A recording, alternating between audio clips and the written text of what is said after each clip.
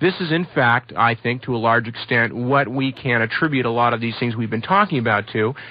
Dave mentioned things going on in Central America. I mean, we've seen it all the way through. We've seen it in South America. The whole Chilean revolution was brought about not just by the CIA, but because IT&T and Anaconda Copper and other companies felt uncomfortable. United Fruit was upset about Guatemala, so we brought the CIA-trained armies in and threw them over. So bear in mind, when we're talking about this stuff happening in Russia, this is not an isolated incident. There are precedences, there are antecedents that date back well into the 19th century, and there are current additions such as Nicaragua that are going on right now, so it's nothing new. Notice also the involvement of the United States in what one might call a quagmire. Certainly most of the many of the commanders, many of the troops who were involved in the American Expeditionary Force that intervened in the Russian Civil War had very disparaging things to say about the comet. The troop morale was extremely low. They saw no reason for fighting, and it became a quagmire. But notice the involvement of the United States in such a quagmire for oil. And keep in mind all of those oil companies and the $1 billion worth of property that Hoover had.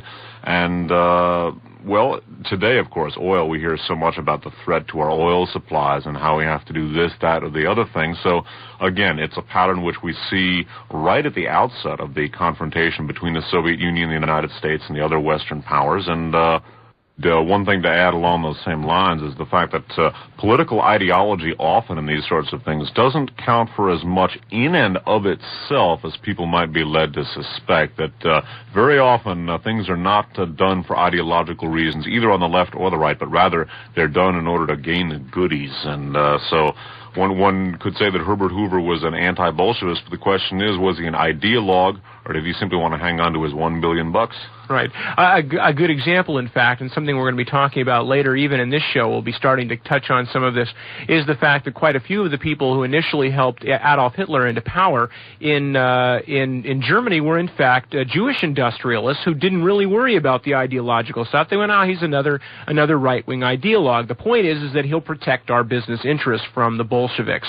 And, of course, sometimes the ideology does prove to be sort of a problem to people who hadn't expected it to be. Well, indeed, Hitler, there were certain wealthy, very powerful Jews who, if they were willing to support Nazism and contribute some of their financing to the German war effort and the Nazi political effort, were declared, quote, honorary Aryans and were allowed to survive in great comfort. Indeed, were integral parts of the Third Reich. So, again, all of this is to say that often it's the goodies and not the ideology that make the world go round. Indeed.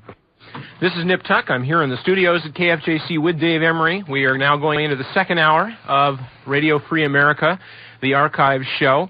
Tonight's show is looking back from 1984, Hidden History of the Cold War. It wasn't meant to rhyme. It just came out that way. We've got a bunch of stuff to talk about. Somebody just bumped into me in the lobby, Don Sarath, who does People in Peninsula Politics up here, P3. And Don said, gee, I hadn't heard a lot of that stuff. And I said to Don, boy, it's going to get even weirder in the rest of the show, because a lot of this stuff, indeed, people have not heard. And that's one of the key things that we're trying to deal with here.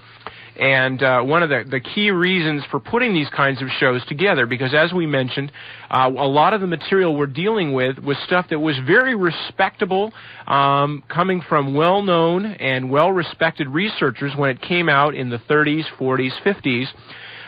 But by the time the early 50s and middle 50s had rolled past and the juggernaut of McCarthyism was on its way, most of these dissenting voices were basically rubbed out like bugs. And, of course, there was nothing short of a witch hunt, and people who had dissenting views were basically driven out of public life. Not only writers and researchers and people like that, but politicians, people of dissenting views in the State Department, all over the place. So what we're trying to do is in part, only in part, resurrect some of these lost voices, because the things that they said are no less true for the fact that the government didn't like them saying it. Basically, we're trying to uncover the works of these people who were shoved under during the McCarthy period, and who's basically, we're trying to uncover the works that have been buried by the shifting sands of history, so to speak.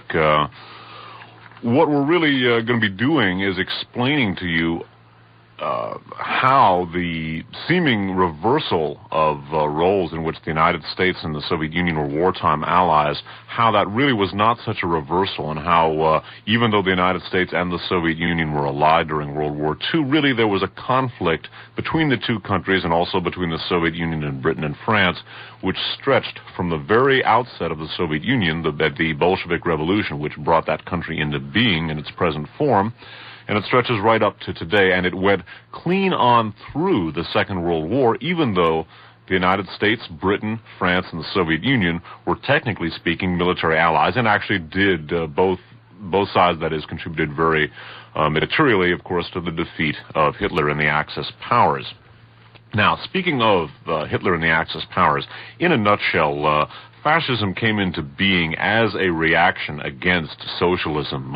In Germany, basically, World War I came to an end when, in imitation of the people of the Soviet Union, the workers and soldiers in Germany, basically, who were very sick of two things. They were sick of the extreme economic hardship brought on by the British blockade, which had prevented German industry from gaining many of the raw materials which were essential for production, and they were also sick of facing certain death in the trenches. Almost the entire so-called lost generation in Europe was exterminated during the First World War.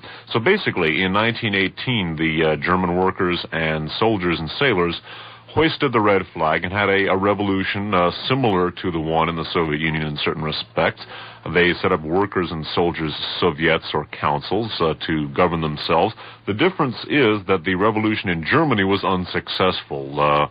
There are many views why. Most people sort of agree that basically there was a larger middle class in Germany who simply were not ready to overturn the social order, and this middle class lent its support to the Social Democrats, headed by Friedrich Ebert, the president of the new Weimar Republic. And basically, Ebert kept the general staff and the army in power and used that general staff and army to suppress the German Revolution. Now, during the course of the suppression of this German Revolution, a young German army intelligence agent named Adolf Schicklgruber infiltrated the abortive German revolution in the Munich area. Now, he infiltrated this revolution under the most commonly used of his several aliases, that of Adolf Hitler. Okay, and he infiltrated the workers and soldiers Soviets in Munich, the Bolshevik the Soviet government of Munich, and after the army had suppressed it, he fingered all the leaders, who were then promptly taken out and shot. Now, after that, Adolf Hitler, and remember his real name was Adolf Schicklgruber, acting on assignment, remember he was a German army intelligence agent, infiltrated a defunct political party, the German National Workers' Party, or the German Socialist Workers' Party, and together with a number of other undercover German army informants, notably Rudolf Hess, Alfred Rosenberg, Ernst Röhm, a guy named Dietrich Eckert, and a fellow named Gottfried Feder, Hitler basically founded the Nazi Party, the German National Socialist Workers' Party, which essentially, in its initial stages, was nothing more than a front for German military intelligence. And the German army was basically, or the Nazi Party rather, was used as a vehicle for the introduction of the German army into civilian life in order to suppress the revolution. So you had supposedly demobilized German army units up to company strength being enlisted in the Nazi Party and then promptly turned out in the uniform of the SA, the Brown Shirts, the Sturmabteilung, who basically provided the muscle for Hitler's radical right-wing political ideas.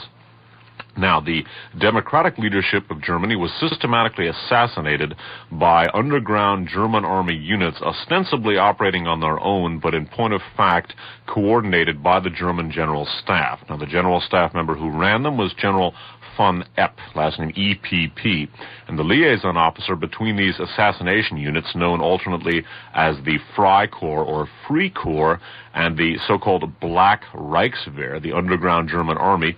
These units had Femic assassination units. The assassination teams themselves were known as the Femme, in imitation of an ancient rural terror group that had been used by the German Junkers, the German aristocratic landholders. Basically, these Freikorps and Black Reichswehr assassination units wiped out the democratic leadership of Germany, simply killed them all off. The man who coordinated these killings was Ernst Röhm. Again, an undercover German army informant who was the liaison man between von Epp and the Freikorps, and Ernst Röhm becomes head of the Brown Shirts.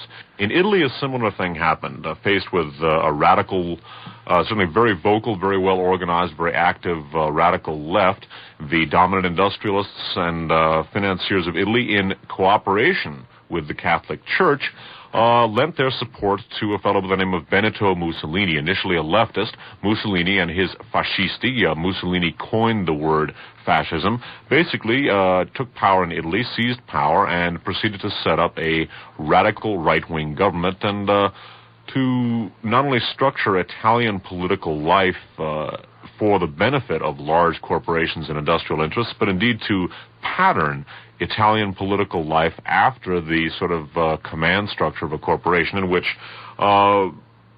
instructions are handed down from the executive officers, and basically everyone else in the company follows their will without any independent voice, or at least not a great deal of executive control over what it is they're going to do. When asked by a journalist what fascism is, Mussolini gave two one-word definitions. And remember, Mussolini invented the word fascism. He said, fascism is reaction, which is not that specific a term. He also said fascism is corporatism, and that's an interesting word to contemplate. And so you had these two radical right-wing movements arising in Europe as basically a response to or a reaction to socialism and the advent of the first socialist government in the world, which was the first socialist country in the world, which was the Soviet Union, and the strong upsurge in left-wing activity all over Europe. Now, bear in mind, before we get back to Benito Mussolini, who we are going to touch on again for a moment, bear in mind once again the historical parallels that we see, and we have seen and we will continue to see, no doubt, which is of a country breaking free from a long siege underneath a repressive, usually oligarchical government, as the Soviet Union did out from underneath the government of the Tsar. And as we have seen Nicaragua do, escaping from the Somocista regime, and things of that nature. And bear in mind also the connections between these and the advent, at this point, of death squads, which are in essence a secret and deniable, or supposedly deniable arm of the military. And it consists of military men and is set free on the populace with the express permission and encouragement of the military, and in fact usually run secretly by the military. The militarization of a reactionary government, in fact giving the power over to the military with power of life or death over the citizens, and the quick disappearance of any form of democracy whatsoever, the suppression of newspapers, the suppression of dissent, the suppression of meetings and convocations, and things of that nature, and the quick murder of most of the dissident population. Perhaps anyway. Significantly, the suppression of freedom in the name of freedom. Indeed, yes. National security becomes paramount, and anybody who does not agree with that quickly becomes a statistic. And again, we see this very commonly, and national security is used as the excuse and the suppression of communism. And once again, any sane person, regardless of their political outlook on things, has to look at these situations and say, well, is it really worthwhile killing the entire country to save it from socialism, or turning around to look again at what Henry Kissinger said about Chile? Henry Kissinger said, well, the United States is not going to stand idly by and watch Chile go communist due to the irresponsibility of its own people. So you can think about that for a moment. Now, in the United States in the 20s and 30s, as these burgeoning fascist movements sprung up in reaction to socialism in Europe and to the attempt of the mostly captured nations or nations who'd been in really bad shape during the war in response to their attempts to govern themselves, well, in the United States, needless to say, land of business opportunity, there was a lot of support in many circles for these burgeoning fascist movements. One of the very popular ones was Mussolini's fascist movement in Italy, and one of his main groups of supporters in the United States was the American Legion. A former American Legion head said, for instance, that the fascisti were to Italy what the American Legion was to the United States, namely ex-servicemen willing to take a part in politics, etc., etc. keep in mind, too, that the American Legion, at least in its early days and during the period when fascism was in flower in Europe, and quite possibly today, too, I don't know, was very closely affiliated with, and in essence, an arm of the National Association of Manufacturers, which is sort of a pan-industrialist group, an industrial council, which really wields a tremendous, one could say, pivotal influence in this country today. And it is, as its name implies, the National Association of Manufacturers, although it's dominated by the very large industrial interests.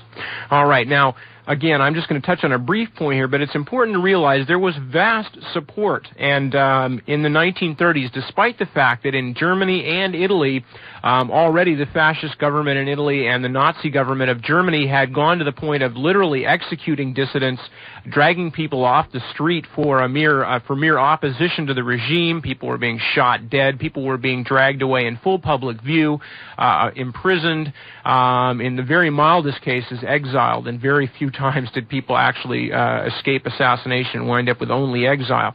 So anyway, this was going on in the 1930s in the full view of the world, and yet among such groups as the American Legion, there was still very strong support for fascism and Nazism and the fact that the trains were running on time. And reading just a very brief segment here out of a book called Facts and Fascism, which Dave mentioned earlier, by George Seldes.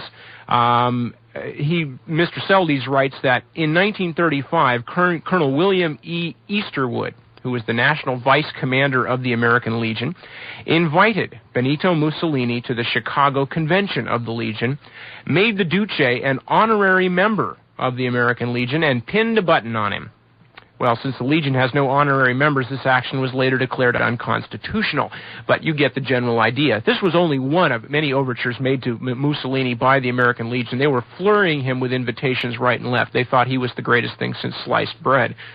And again, this may seem like sort of a fantastic thing to those of you who associate the American Legion with the red, white, and blue and with patriotic elements, patriotic identifications. And of course, Mussolini was an enemy of the United States, and American soldiers, American GIs died ousting his regime in Italy. So this may come as something of a shock to realize how popular he was. It's worth noting that also Henry Ford was decorated by Adolf Hitler for his very prominent financial support, the enormous financial support that Henry Ford lent to Hitler. He received the highest award that Hitler could give a foreigner, and it was only the fourth person to receive that award. One of the previous three was Benito Mussolini.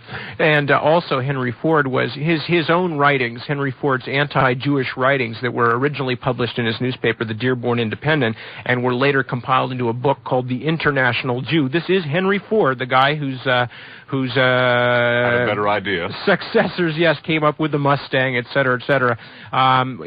This book, The International Jew, of Ford's anti-Semitic writings, was one of the key elements of formation on the Nazis and on Hitler's own psychology and Mein Kampf and the whole schmear.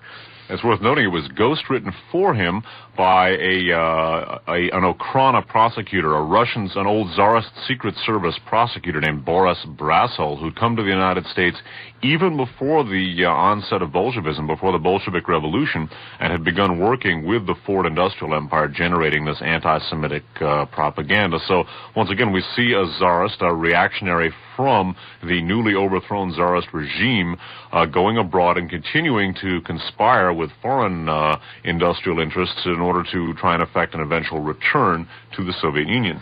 Now, not only was there support from such groups as the National Association of Manufacturers and their almost subsidiary, the American Legion, there were support from many, many other quarters, the reactionary elements of Congress, and in some cases the most powerful types of influence brought to bear in America in favor of fascism and anti-communism at all costs were from the journalistic sector, from the Fifth Estate. And we're going to mention a couple of those right now. We're going to talk about the Hearst Press for a moment. A little later on, we're going to bring up a name that has been in the news just lately, also having to do with the suppression and changing of news in favor of quote-unquote anti-communist, in reality, fascist groups. Alrighty, now, again, as with the attempt to induct Mussolini into the American Legion, the historical record really hasn't preserved for the American people the the high regard in which fascism was held by a large and very powerful section of the American population. Now, one of the indications of just how popular fascism was among certain people and how relatively common, or at least accepted it was by people who may not have necessarily supported it, but certainly took it for granted, is the fact that many key fascist leaders were able to get front-page editorials in the Hearst press. Now, of course, William Randolph Hearst and his son William Randolph Hearst Jr. are two of the linchpins of American journalism, and they own a tremendous chain of newspapers, which in turn are also very much involved. They own some radio and television stations, and the Hearst press has a particular relevance for those of us who are here in the San Francisco Bay Area, since the San Francisco Examiner is a Hearst paper, and the Examiner owns 50% of the Chronicle, and the Hearst Corporation also, I believe, owns Channel 4 now. And so the Hearst press, the Hearst journalistic interests are extremely important for those of us in the Bay Area and for other metropolitan areas and for the rest of the country as a whole. Before getting to these front page editorials by various fascists, let me read you again, this is from George Selby's Facts and Fascism, in fact Incorporated 43, what in 1943 constituted the Hearst paper chain, the chain of Hearst newspapers. Selby writes as follows: the New York Journal American and Mirror, the Albany Times Union, the Boston Record, the Boston American, and the Boston Advertiser, the Baltimore News Post, or no, I guess this is the Baltimore News Post and American, the Pittsburgh Sun Telegraph, the Chicago Herald American, the Milwaukee News Sentinel, the Detroit Times, the San Francisco Examiner, the San Francisco Call Bulletin, the Oakland Post Inquirer, the Los Angeles Examiner and Herald Express, and the San Antonio Light, and the Seattle Post-Intelligencer. That's quite a chain of newspapers, and what these newspapers were generating in the 1930s were things like the following. Now is turn of other nations to meet Germany's desire for peace. This is a front-page editorial by Alfred Rosenberg. Alfred Rosenberg was one of the original undercover German army agents to infiltrate the German Socialist Workers' Party and to turn it into the Nazi Party along with Hitler.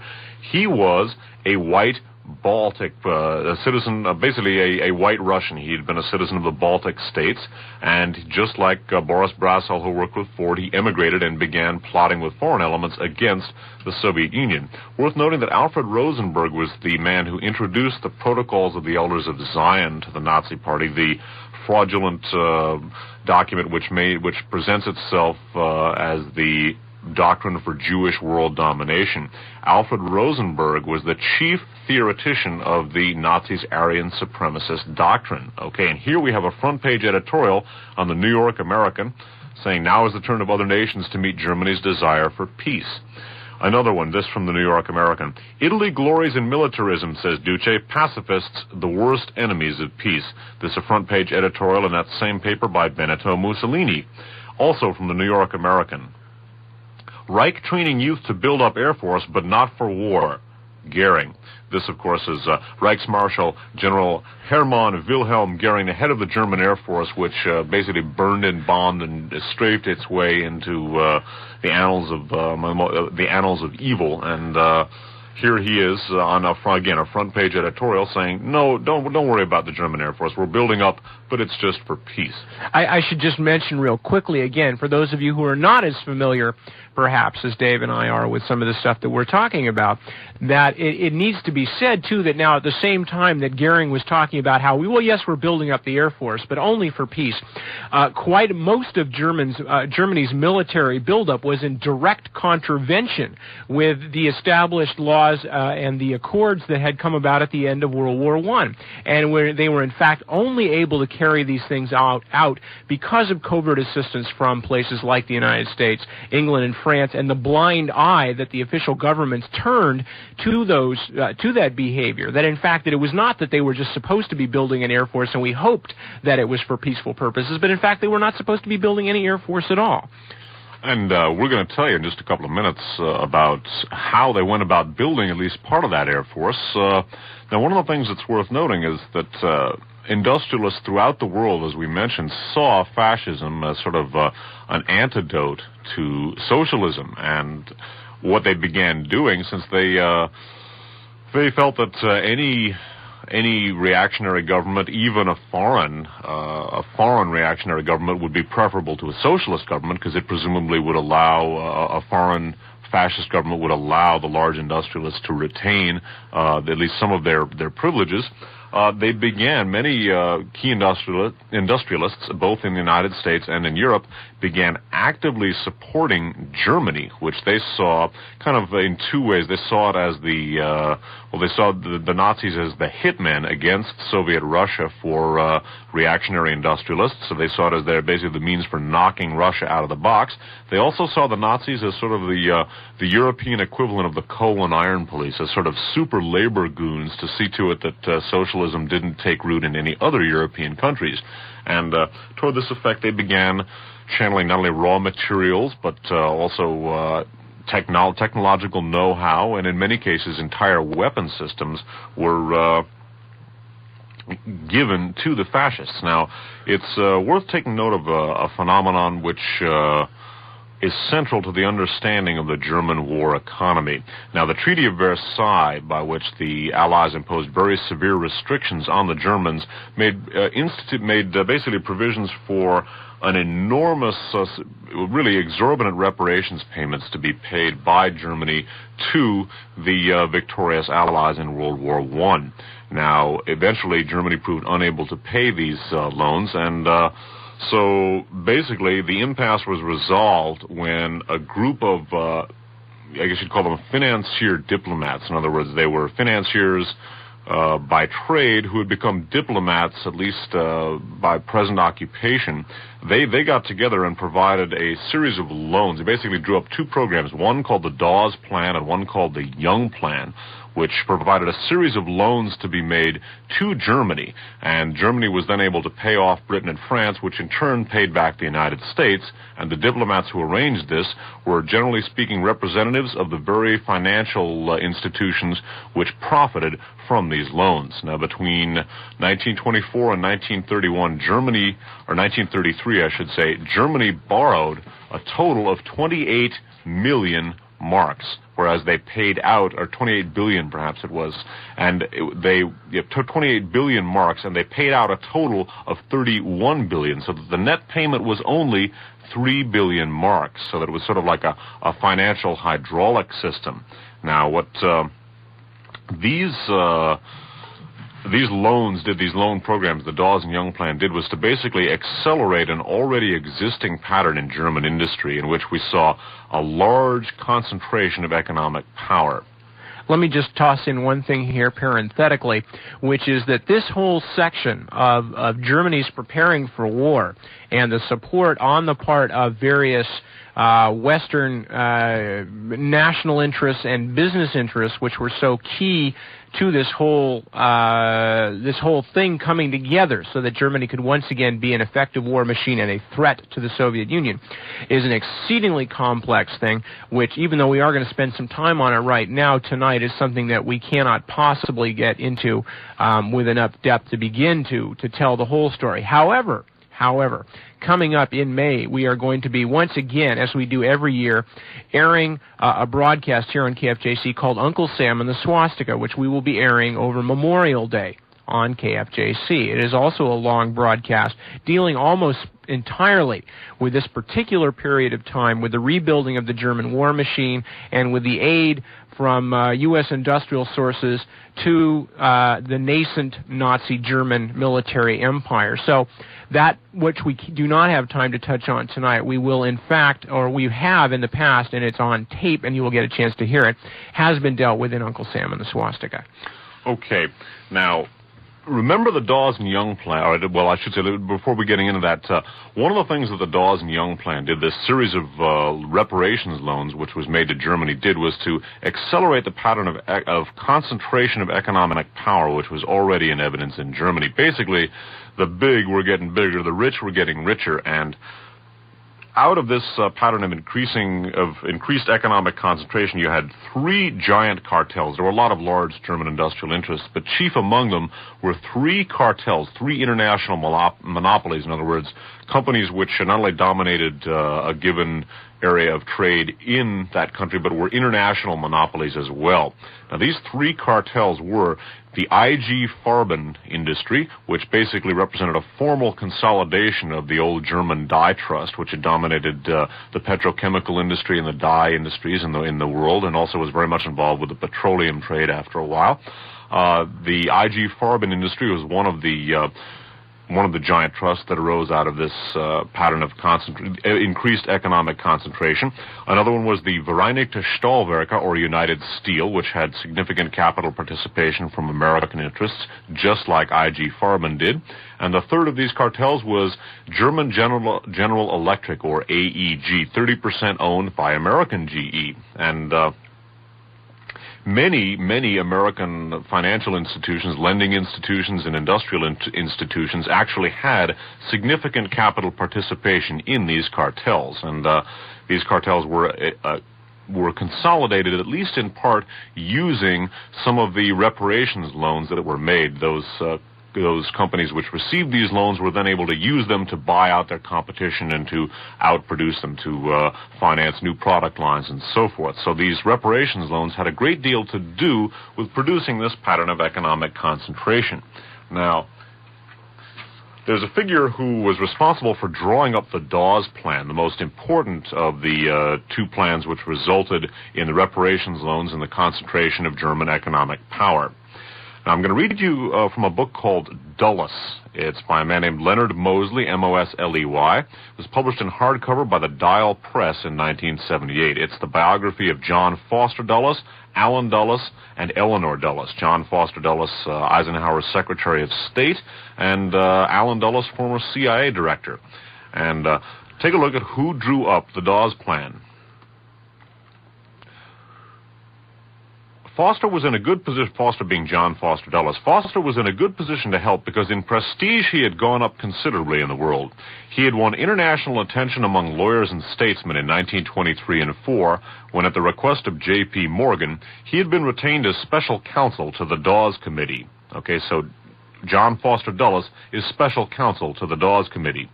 This was a body which had been formed by Secretary Charles Evans Hughes to try to get some order into the post-war reparations problem. The same Hughes referred to, by the way, by the editorial in the New York World, which condemned, or I've forgotten which paper it was, but which condemned Messrs.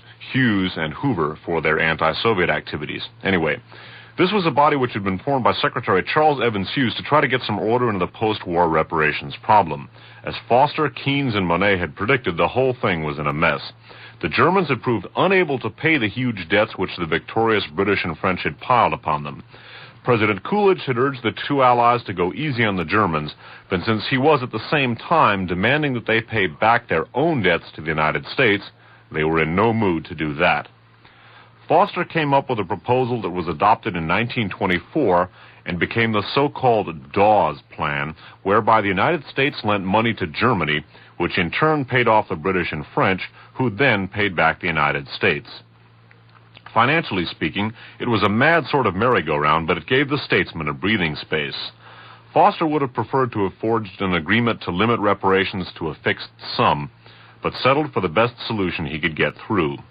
His efforts were widely recognized and praised.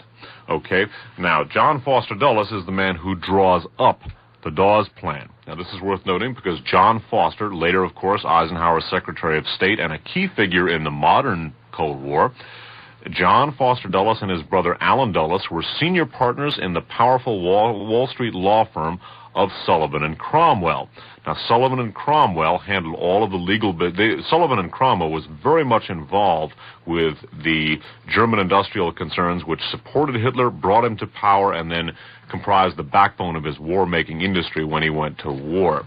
And the Sullivan and Cromwell law firm handled the legal business for American IG Farben's American subsidiary, and they also were very closely affiliated with the financial empire of a man named Baron Kurt von Schroeder. Now, he was a key Nazi industrialist who had more connections than a switchboard, and we're going to tell you all about General and Baron Kurt von Schroeder in our Uncle Sam and the Swastika program in this series. But suffice it to say that the Sullivan and Cromwell law firm, of whom the senior partners were Allen and John Foster Dulles, was very, very much involved with Nazi industry. And keep that in mind, because Allen and John Foster Dulles are two names we're going to come across in the future. Now, at this time, of course, besides the manipulations that were going on to enable Germany to get out from under its reparation burden in such a way that they could then take advantage of that and begin rebuilding their war machine, there was a lot more, perhaps one could say, overt aid to the German war machine. Perhaps not always intentionally, but certainly it was there, and one can debate on the motives of the people involved as one wants to. The point of fact was that quite a few bits of the Allied war materials and Allied war secrets that had been developed, particularly in the area of air war, which had gone through a quantum leap since World War I and up to the early days preceding World War II, made their way into the German war arsenal. Now, one of these examples that we're going to quote to you from Facts and Fascism by George Seldes is a suggestion as to how perhaps it was that the Germans found out about dive bombing and became such effective dive bombers with the Stuka aircraft. And once again, this is from Facts and Fascism, and Seldes writes as follows. At the moment of writing, which means back in 1943 when this was published, at the moment of writing, Senator Harry Truman's latest report against the Curtiss-Wright Company is a national sensation. But among the little-known facts is the munitions investigation report showing that Curtiss-Wright, now Curtiss-Wright, of course, is still around. They're a major U.S. aerospace company. They have large participation in Western Union. They're a big company, and they're still around today. Among the little-known facts, Seldes writes, is the munitions investigation report showing that Curtiss-Wright is the actual originator of the Stuka bombing idea, and that when Hitler came into power, Curtiss-Wright joined the DuPonts, Pratt & Whitney, and others in secretly arming Nazism for world conquest. The evidence includes a letter sent in January 1934 by the president of Curtiss-Wright to his salesmen in foreign lands. It says, quote, "We have been nosing around in the bureau in Washington and find that they hold as most strictly confidential their dive bombing tactics and procedure, and they frown upon our even mentioning dive bombing in connection with the Hawks or any other airplanes to any foreign powers." Once again, let me just insert parenthetically that if you will recall, at the end of World War I, usage of airplanes in war had barely gone past the stage. They had just thought of the idea of dropping bombs. They were extremely rickety, unstable crafts with no particular cruising distance whatsoever and limited maneuverability, et cetera, et cetera. So airplanes were almost not a factor at all except for observation in World War I. But already by the 1930s and early 1940s, they had become one of the major elements to be used in warfare. Anyway, going on with Seldes quoting from a letter from the president of Curtiss-Wright. "It is also unwise and unethical at this time, and probably for some time to come, for us to indicate that we know anything about the technique and tactics of dive bombing. However, it may be all right to put on a dive bombing show to show the strength of the airplanes. But to refer in contracts to dive bombing or endeavor to teach dive bombing is what I am cautioning against doing." Now, for those of you who had a little trouble since I broke that letter in the middle, let me point out exactly what's going on in this letter. The president of Curtiss-Wright is writing to his salesmen telling them it is against the law and the government right now is scared to death that we're going to tip off the secret of dive bombing. He says, so whatever you do, don't refer in contracts to dive bombing and don't set up classes in dive bombing, but take the airplanes out and you can show them how it's done. Okay, so that's in essence what he's telling them is that make the sale, teach them how to dive bomb without expressly admitting that you're teaching them how to dive bomb. Seldes goes on to say, this was an open order to the salesmen of Curtiss-Wright planes to put on shows of dive bombings and let foreign nations, including Hitler's Germany, learn the secrets which were being guarded by the Navy Department, which had invented the technique before Hitler came into power. The Curtiss-Wright Company committed the equivalent of an act of treason in order to sell its airplanes abroad. It helped make Hitler.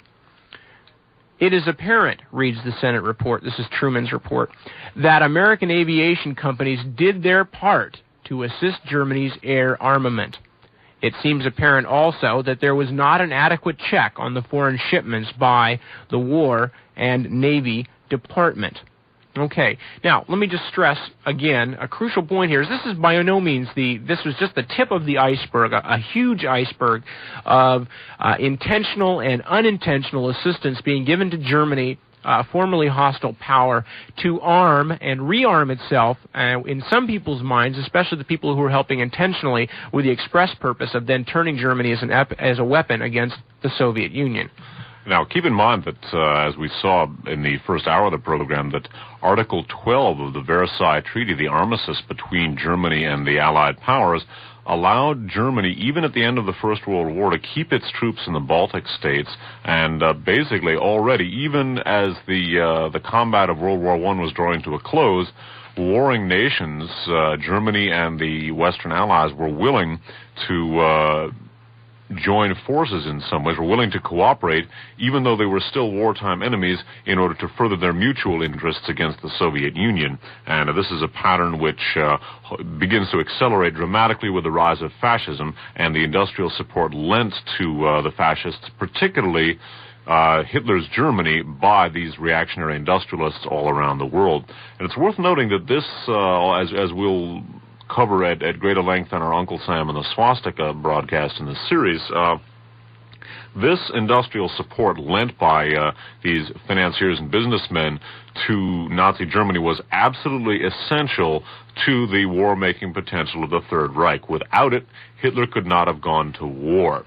Hitler, a few quick examples, Hitler's two largest tank producers were Adam Opel AG and Ford of Cologne, wholly owned subsidiaries of General Motors and the Ford Motor Company, respectively.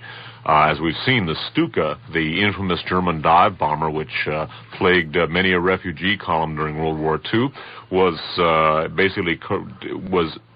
given the dive bombing technique and design was given to Nazi Germany by the Curtiss-Wright Corporation. Also, ITT, a subsidiary of the ITT Corporation, manufactured the Focke-Wulf, another of Hitler's top-line aircraft. All of this is to say that without this aid, Hitler could not have gone to war. There would have been no World War II. I just thought, we might want to mention some of the collusion between the oil companies and IG Farben, and of course Torkel Riebert, who I always thought was such a sensational character. Yeah, he was a fellow, the Germans called him "he who walks over corpses of his own making," was their nickname for him.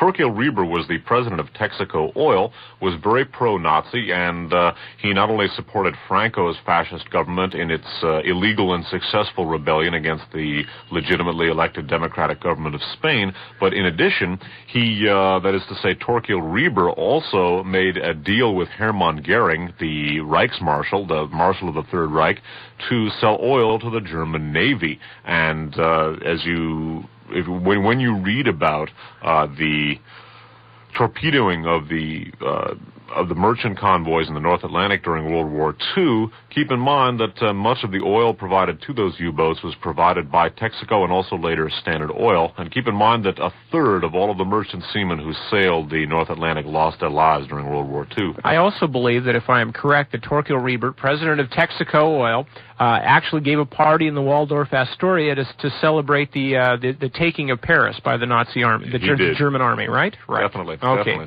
There you go. Keep in mind now that this German-American industrial axis is central to Hitler's war-making plans, okay? Now, in general, the massive support being given by Western industrialists, chiefly American industrialists, because we were the dominant industrial power at the time, and of course still are, the massive aid being given to Hitler and the fascist governments, generally speaking, went unnoticed. There weren't too many people calling attention to it. Now, one of the very few organizations or interests to attempt to get to the bottom of the industrialists, of the Western industrialists' support for Hitler and their arming of Hitler, was a Senate committee known as the Nye Committee, or a congressional committee known as the Nye Committee. Now, Senator Nye, and along with Senators Bone and Truman, were very concerned with the munitions makers and industrialists and their aid to Hitler, so they formed a committee to look into it. Now, the fellow who was in many ways the driving force behind the Nye Committee and steering it in the direction of investigating these American and German industrial connections was a fellow by the name of Alger Hiss, last name Hiss. Alger Hiss was a young, very intelligent New Deal lawyer, and Alger Hiss acted as legal counsel to the Nye Committee, which was investigating the munitions makers and industrialists' aid to Germany. And basically, Alger Hiss was one of the very few people who was willing to go out on a limb and to devote some effort to trying to uncover these fascist connections that American and other Western, well, basically, the Nye Committee was concerned with American connections to Nazi Germany.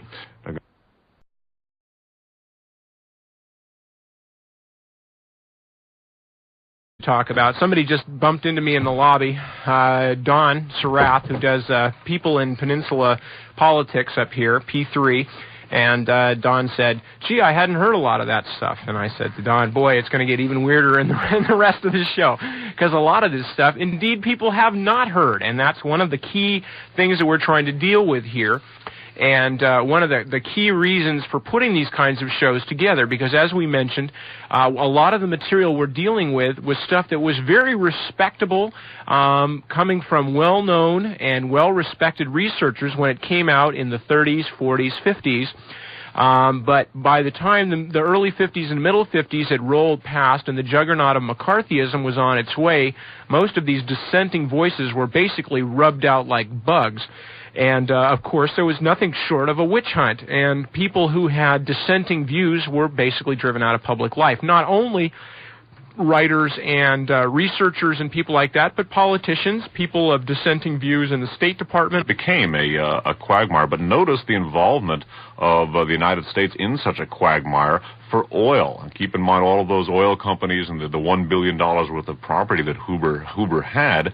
And, well, today, of course, oil, we hear so much about the threat to our oil supplies and how we have to do this, that, or the other thing. So, again, it's a pattern which we see right at the outset of the confrontation between the Soviet Union, the United States, and the other Western powers. And one thing to add along those same lines is the fact that political ideology often in these sorts of things doesn't count for as much in and of itself as people might be led to suspect. That very often things are not done for ideological reasons, either on the left or the right, but rather they're done in order to gain the goodies. And so one could say that Herbert Hoover was an anti-Bolshevist, but the question is, was he an ideologue, or did he simply want to hang on to his $1 billion? Right. A good example, in fact, and something we're going to be talking about later, even in this show, we'll be starting to touch on some of this, is the fact that quite a few of the people who initially helped Adolf Hitler into power in Germany were, in fact, Jewish industrialists who didn't really worry about the ideological stuff. They went, he's another right-wing ideologue. The point is that he'll protect our business interests from the Bolsheviks. And, of course, sometimes the ideology does prove to be sort of a problem to people who hadn't expected it to be. Well, indeed, Hitler, there were certain wealthy, very powerful Jews who, if they were willing to support Nazism and contribute some of their financing to the German war effort and the Nazi political effort, were declared, quote, honorary Aryans and were allowed to survive in great comfort. Indeed, were integral parts of the Third Reich. So, again, all of this is to say that often it's the goodies and not the ideology that make the world go round. Indeed. This is Nip Tuck. I'm here in the studios at KFJC with Dave Emery. We are now going into the second hour of Radio Free America, the archive show. Tonight's show is looking back from 1984, Hidden History of the Cold War. It wasn't meant to rhyme. It just came out that way. We got a bunch of stuff to This is, in fact, I think, to a large extent, what we can attribute a lot of these things we've been talking about to. Dave mentioned things going on in Central America. I mean, we've seen it all the way through. We've seen it in South America. The whole Chilean revolution was brought about not just by the CIA, but because IT&T and Anaconda Copper and other companies felt uncomfortable. United Fruit was upset about Guatemala, so we brought the CIA-trained armies in and threw them over. So bear in mind, when we're talking about this stuff happening in Russia, this is not an isolated incident. There are precedences, there are antecedents that date back well into the 19th century, and there are current additions such as Nicaragua that are going on right now, so it's nothing new. Notice also the involvement of the United States in what one might call a quagmire. Certainly most of the many of the commanders, many of the troops who were involved in the American Expeditionary Force that had intervened in the Russian Civil War had very disparaging things to say about the comment. The troop morale was extremely low. They saw no reason for fighting it. All over the place. So what we're trying to do is in part, only in part, resurrect some of these lost voices, because the things that they said are no less true for the fact that the government didn't like them saying it. Basically, we're trying to uncover the works of these people who were shoved under during the McCarthy period, and who's basically, we're trying to uncover the works that have been buried by the shifting sands of history, so to speak. What we're really going to be doing is explaining to you how the seeming reversal of roles in which the United States and the Soviet Union were wartime allies, how that really was not such a reversal, and how even though the United States and the Soviet Union were allied during World War II, really there was a conflict between the two countries and also between the Soviet Union and Britain and France, which stretched from the very outset of the Soviet Union, the Bolshevik Revolution, which brought that country into being in its present form. And it stretches right up to today, and it went clean on through the Second World War, even though the United States, Britain, France,